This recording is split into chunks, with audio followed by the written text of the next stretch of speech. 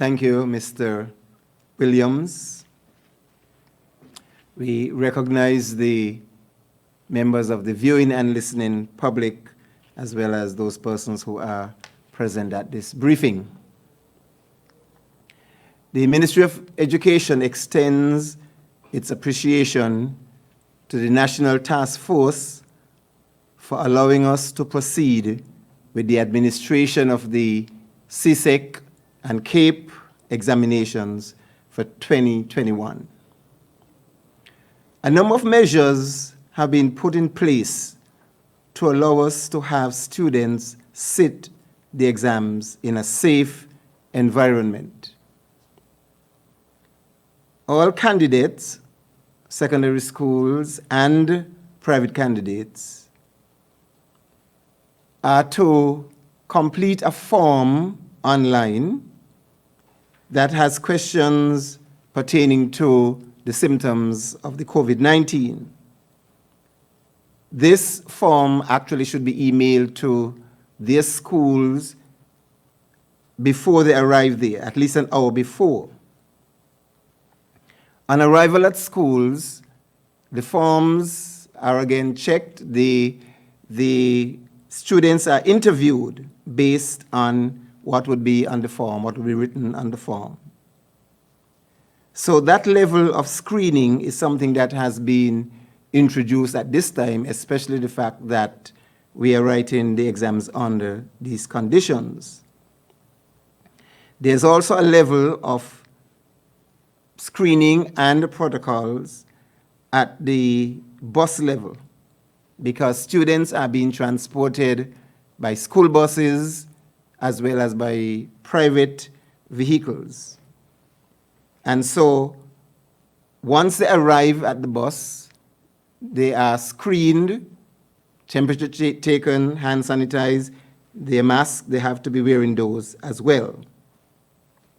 So I did mention that students are transported by their parents or by school buses, or in the case where they live very close to the schools, they're able to walk and to do that safely.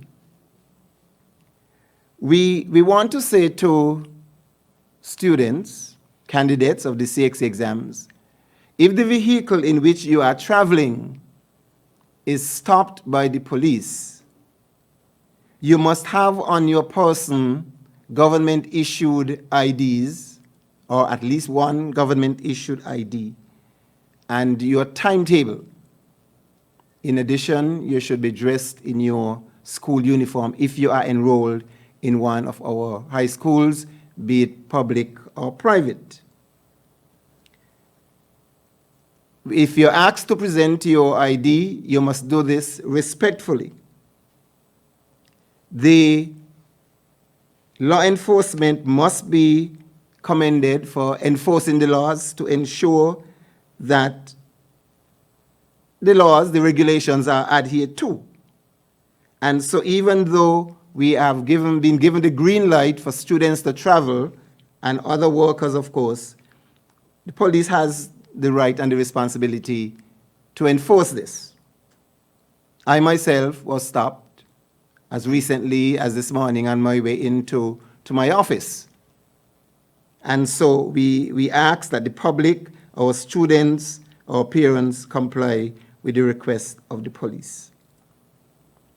We also extend our commendation to the health personnel in the task force and the Ministry of Health, officers from the Ministry of Health, because they are keeping us abreast, keeping us informed on students or other CXC candidates who are in quarantine, in isolation, or who have been affected by the virus.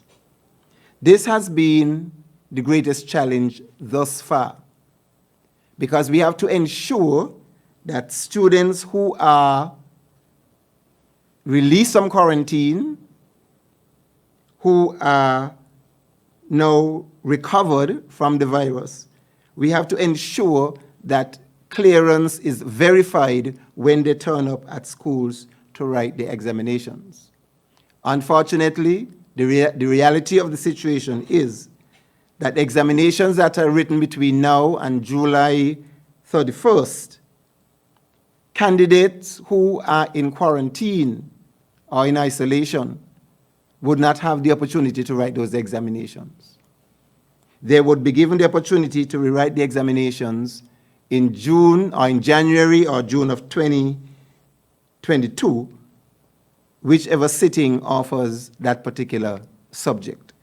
So we know that this is a major concern for students, for parents, and teachers, because we want to ensure that our students are given the best opportunity to succeed. During this time of year, school would have been winding down. Students would have been completing the examinations. The other students, primary and secondary students, other than the CXC. Well, normally CXC actually would have been finished. CXC would have been finished. And so, as we come to the last days of this term that was scheduled, school actually is scheduled to close officially on July 9th. However, the last day for students will be this coming Friday, July 2nd. Well, you might say that schools have been closed. That might be so, that they would be physically closed, but students were engaged in the virtual world with their teachers. We know that this online learning has its limitations, but we want to say that our teachers have done a much better job than last year. The training that was done has paid off, and the devices that were distributed by the Ministry of Education, though not for everybody, that has paid off to some degree. And so the public must know, parents must know that as of the 2nd, the students, except for fifth formers who are writing exams, are officially on their vacation. During the period, July 5th to the 9th, teachers will be engaged in their various meetings, their discussions. Of course, they're doing this virtually. They will be discussing promotions, the transition of students, placement for the upcoming academic year, 2021 to 2022. Part of this week that teachers have by themselves would be to complete their records. This has to be done at the school. This can't be done virtually. And so teachers would be informed later as to an appropriate time, given the situation in the country, when they would have the opportunity to complete these records. We want to say that we have begun our conversation or discussion as to the reopening of schools in the new school year, 2021-2022. A lot of this is going to depend on the situation on the ground as we get closer to the opening of schools. And so as decisions are discussed and made, we will come back to you to ensure that the parents, members of the public, are properly informed as to the guidelines that would regulate the reopening of schools. I want to backtrack just a bit to say that the school, primary school students and secondary school students did not have the opportunity to write the end-of-year exams. So the question might be asked, well, how are these students going to be promoted, or how they're going to be placed or transitioned into secondary schools? We had the opportunity, the good fortune, and we give thanks to Almighty God for giving us that good fortune to have face-to-face instruction for 2.5 terms roughly. And during these 2 terms, these 2.5 terms, teachers were asked to do continuous assessment.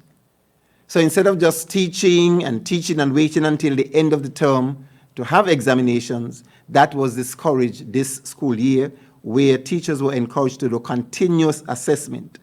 So every unit, every chunk of work that was taught, those areas would have been assessed. The students would have been assessed on those areas by their teachers. So once teachers put this mechanism in place, each of them, every teacher would have a substantial amount of marks that they can use for the discussion of students, the evaluation, the assessment of students.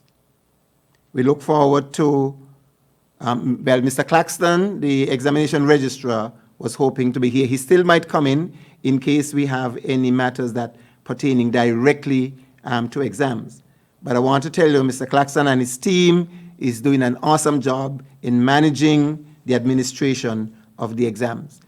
After today's exams, they have all of these papers to make sure that they're properly documented, sealed, and secured before they are sent on to CXC. But hopefully, if there are any question in relation to the exams, I'll be able to shed some light on it, or we'll give an opportunity at some later date to respond to those questions. Thank you, Mr. Williams.